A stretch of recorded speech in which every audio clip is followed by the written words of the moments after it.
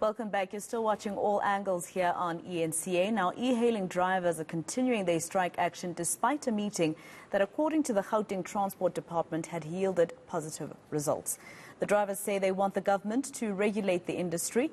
Meanwhile, if you're planning on ordering food today, you might have to pick it up yourself, as there won't be any drivers available to deliver on the Uber Eats app.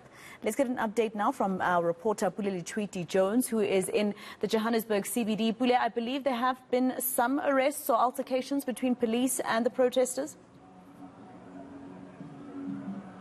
Definitely, Masiko. What we actually saw were some of the e-hailing drivers actually harassing those who are operating on duty as well. And therefore, they escorted one of the drivers to the JMPD vehicle to try and ensure that he is safe, because he was caught operating while there is a strike. And they've made it clear that they don't want anyone to be operating, that all apps should be offline. And this comes in a time whereby they are now marching to hand over a memorandum to the office of the Gauteng Transport MEC, Jacob Mabolo. It's been quite hectic. I mean, when we entered into the Johannesburg CBD, things seem to be spiraling out of control despite there being police presence. And I can tell you now, Masiko, any time from now, any moment from now, if a car is being spotted operating, they will actually go into the car and actually have the driver stopping from working and having removed from the vehicle. We are now in the Johannesburg CBD, and we are on the way to handing over a memorandum to the MEC's office. All right, Pule. So I assume that there are drivers at the moment who are trying to still earn a living, and they're being stopped. So that's what I'm getting from you right now. Any arrests so far in terms of the people who are intimidating those who still want to operate? No, definitely. There hasn't been any arrests so far.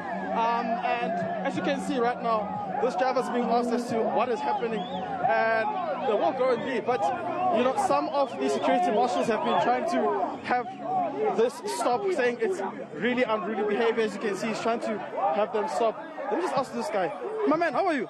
I'm fine, Daddy. Are you operating as an e-hailing service provider? No. You're not working today? Yeah, I'm not okay. Okay. Are you aware of the strike? Yeah. Why don't you strike? When?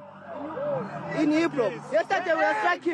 Come, we want you, Baba. Come. Okay, we're coming. When? Now we're joining you. No, come. Okay, we're coming. Come leave them, come.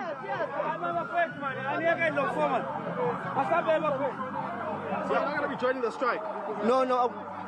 Oh, John, Okay. Well, Masiko, there you guys have told you. They are literally spotting everyone who is supposed to be on strike but working, calling them out, saying that they should switch off their apps and join the strikes. This is the same, sort of pattern that erupted yesterday in Pretoria, where we saw one police officer actually firing a warning shot to try and disperse the crowd. And with the number of police presence, one would want to believe that they would try and curb and stop this behavior from actually spiraling out of control before there's actually any clashes between the two disgruntled service providers and those who are working today, saying they're trying to earn a living. All right, Pule Letshwiti-Jones, we unfortunately have to leave it there for now. He's in the Johannesburg CBD with those e-hailing service providers who are on strike. They're heading to the MEC of Transport's offices, Jacob Mamabolo.